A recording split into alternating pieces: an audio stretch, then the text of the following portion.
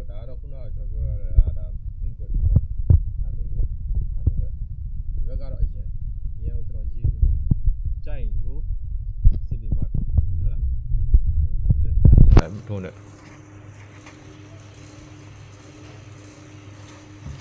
OP60 Okay